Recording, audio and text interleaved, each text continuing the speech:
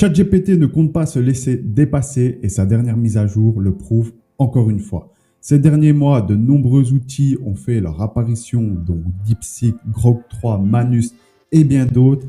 Et face à cette concurrence grandissante, OpenAI veut rester clairement le leader du marché et continue d'innover pour garder une longueur d'avance. Dans cette vidéo, on va découvrir ensemble toutes les dernières fonctionnalités qui ont été ajoutées sur ChatGPT en fin 2024 et en 2025, dont certaines que je n'ai pas encore évoquées sur cette chaîne. Et surtout, on va voir comment elles peuvent nous rendre plus efficaces et productifs au quotidien. Nous voilà donc sur ChatGPT et d'ailleurs, première chose qu'on peut observer, c'est l'ajout de Sora dans notre barre latérale dans laquelle sont disposés habituellement les GPTs juste là et quand on clique directement dessus, on arrive directement sur Sora et toutes ces petites vidéos qui ont été créées par d'autres utilisateurs. C'est pas le sujet de la vidéo. D'ailleurs, je vous ferai une vidéo par la suite sur la chaîne dans laquelle je vais vous montrer toutes les fonctionnalités et comment on peut utiliser Sora pour créer du contenu, par exemple. Mais ça, ce sera dans une vidéo future sur la chaîne. Petit aparté, pour avoir accès à Sora, vous avez besoin d'un abonnement ChatGPT Plus dans lequel vous pourrez utiliser du coup ChatGPT et Sora en même temps de façon simultanée avec le même abonnement. Maintenant qu'on est de retour sur ChatGPT, le vif du sujet de la vidéo, nous allons voir un petit peu toutes les fonctionnalités qui ont été ajoutées, notamment comme vous pouvez voir si vous avez l'habitude d'utiliser ChatGPT de façon quotidienne, nous avons l'ajout du bouton recherche approfondie. Donc ce nouveau bouton, il a apparu quand? Il a apparu en fin février 2025 et désormais ChatGPT peut effectuer des recherches d'informations plus récentes et pertinentes selon vos recherches et ainsi ça évite des réponses obsolètes qui pourraient être données en se basant uniquement sur la base de connaissances qu'il a au préalable et on le sait, Internet regorge d'informations mais lorsqu'on cherche des réponses vraiment à jour, on peut perdre un temps fou à filtrer le bon et le mauvais.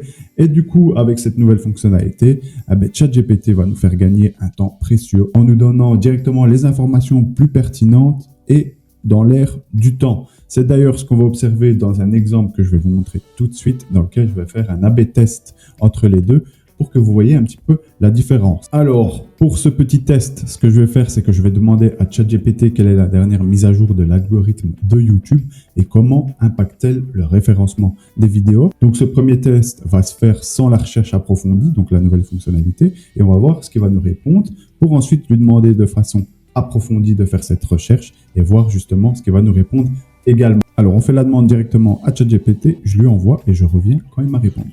Et du coup, nous voilà avec la petite réponse de ChatGPT dans laquelle il nous dit que la dernière mise à jour de YouTube effectuée en février 2025 vise à améliorer la pertinence des vidéos, etc. Priorisation de l'engagement utilisateur, pertinence contextuelle, etc., etc. Là, le but, c'était de voir un petit peu comment il répondait si je n'utilisais pas la recherche approfondie. Et maintenant, je vais lui poser la même question, mais en lui demandant de faire une recherche approfondie. Donc, je recopie mon prompt et je le recolle et je lui envoie. Et vous allez voir un petit peu le processus qu'il met en place pour faire cette recherche. Donc, déjà, pour commencer, il va nous demander quelques petites questions qui pourraient être idéales justement pour affiner notre recherche et pour avoir une réponse encore plus optimale. Donc, dans cette question, il me demande, pour répondre avec précision, pouvez-vous préciser si vous recherchez des informations sur une mise à jour spécifique récente, mois ou année, ou une analyse globale des évolutions récentes de l'algorithme.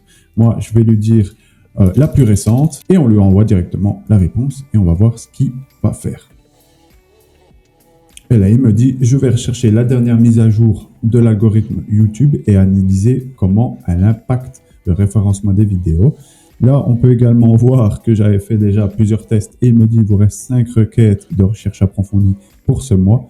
Ou alors, on va devoir augmenter l'abonnement en demandant un ChatGPT Pro.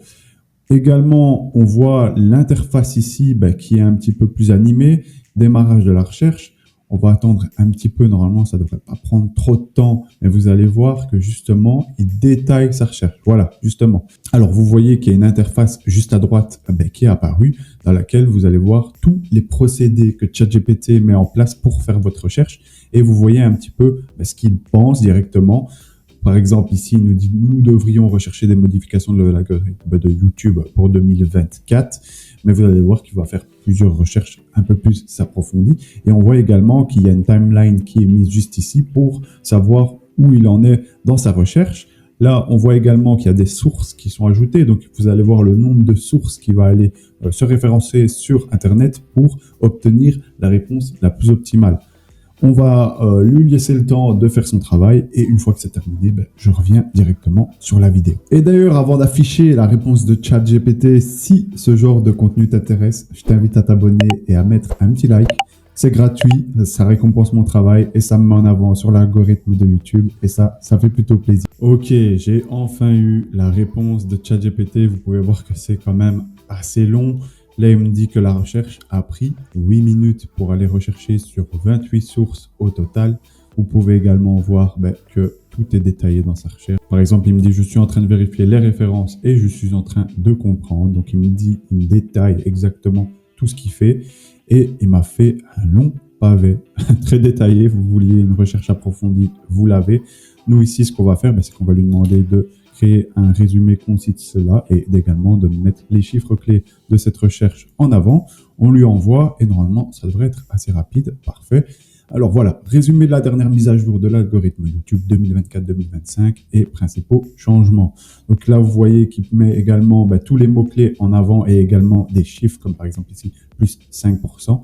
Et il va également vous mettre une petite conclusion, chiffre clé de l'analyse, plus 10 minutes égale durée idéale pour maximiser le temps de visionnage, plus 50% de rétention égale signal fort pour l'algorithme, etc., etc., etc.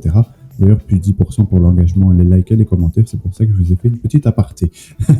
Donc voilà, ça, c'est la première fonctionnalité de ChatGPT. Vous pouvez faire énormément de choses, que ce soit des recherches scientifiques, des recherches, peut-être des études de marché. Vous pouvez peut-être aussi également aller voir toutes les tendances qui se passent par rapport à votre activité. Vous pouvez faire un tas de choses. Ça vous permet de gagner du temps et d'être optimal sur les réponses que vous allez apporter à travers votre communauté, sur une vidéo ou quoi que ce soit. Et du coup, c'est plutôt intéressant. Ça fait gagner également du temps et ça permet d'ajouter de la valeur. Donc, on ne crache pas dessus. Maintenant, nous allons parler de la dernière fonctionnalité que je vais vous présenter dans cette vidéo, qui est la planification de tâches sur ChatGPT. Vous vous demandez certainement à quoi ça peut servir et c'est justement le but de la vidéo. C'est justement de vous montrer comment vous allez pouvoir en faire bon usage. Donc, pour accéder à cette nouvelle fonctionnalité, vous avez deux choix. La première est de cliquer sur la petite bulle de votre profil et alors vous avez le bouton tâches d'ailleurs qui est en bêta actuellement. Ou alors vous pouvez directement cliquer dans les versions et cliquer sur ChatGPT 4o avec tâches planifiées. Maintenant qu'on est sur la planification de tâches, je vais vous montrer comment on va pouvoir planifier des tâches et nous permettre d'automatiser des actions, de suivre des projets sur la durée sans avoir à refaire la même demande manuellement, ce qui peut être assez récurrent et assez ennuyeux, on le sait.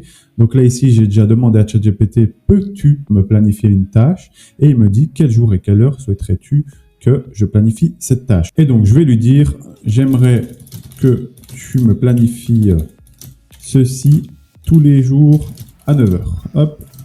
Donc là, c'est pour mon exemple, à moi, par exemple. Vous pourriez avoir d'autres tâches à automatiser à des heures différentes, etc. Mais je vais vous montrer ça juste tout de suite.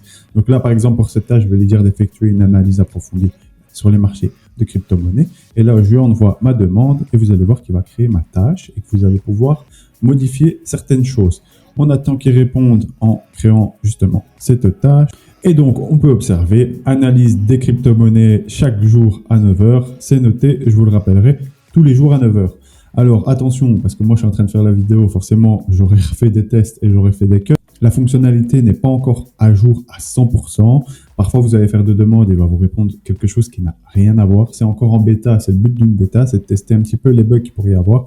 Si jamais ça arrive, je vous invite à recommencer, tant que vous n'avez pas justement cette petite bulle qui apparaît.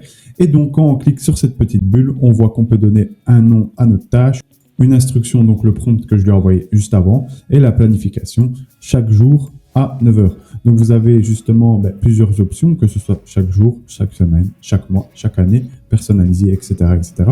Pour les personnes qui ont du mal à retenir les anniversaires, c'est une bonne technique. Moi, par exemple, j'oublie tous les anniversaires, que ce soit n'importe qui, j'oublie. Eh ben ça, c'est quelque chose qui va me servir tous les jours. Et là, on peut également rajouter l'heure à laquelle on souhaite qu'il nous envoie cette tâche. Et normalement, moi, je l'ai déjà fait au préalable, mais vous allez avoir une notification, une bulle de notification qui va se mettre sur votre navigateur web et il va vous demander d'autoriser les notifications. Vous devez le faire comme ça, vous avez la notification dès qu'il vous envoie et dès qu'il exécute votre tâche. Et donc là-dedans, vous avez également toutes les heures possibles. Mais vous avez également la possibilité de mettre en pause votre tâche ou alors de simplement la supprimer parce que vous n'en avez peut-être plus besoin. Moi, je vais enregistrer cette tâche et je vais vous donner un deuxième cas concret d'usage de cette fonctionnalité. Ok, pour ce deuxième cas d'usage, je vais demander à ChatGPT de me rappeler de créer mon planning pour la semaine et il va me proposer également une méthode efficace pour l'organiser.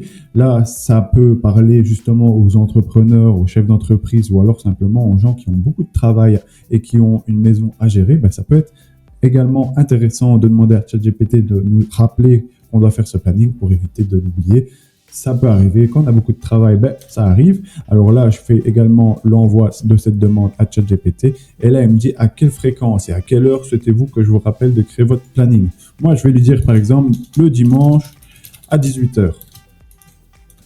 Là, je lui envoie ma réponse et normalement, il va me créer la petite bulle comme tout à l'heure également. Voilà, créer mon planning avec mon petit prompt juste ici chaque semaine. Là, par contre, vous voyez encore une fois, comme je vous ai dit tout à l'heure, c'est encore en bêta. Il me l'a mis le lundi alors que je lui ai dit le dimanche. Hop, vous modifiez. Je vous invite toujours à regarder un petit peu ce que ChatGPT fait à propos de cette tâche, en tout cas cette fonctionnalité qui n'est pas encore au point à 100% avant d'enregistrer. Et là, je vais lui dire du coup que chaque semaine, dimanche à 6h, il m'envoie une notification pour me rappeler que je dois créer mon planning. Et on passe directement au troisième cas concret d'usage que vous allez pouvoir également utiliser chez vous. Et voilà, par exemple, pour ce troisième cas d'usage, je vais lui demander de planifier justement cette tâche tous les jours à 8 heures dans laquelle je lui demande « Crée-moi un contenu attrayant et engageant à partager sur LinkedIn, optimisé pour mon audience, il doit être percutant, structuré, aligné avec mon expertise en IA » et on lui fait également la demande.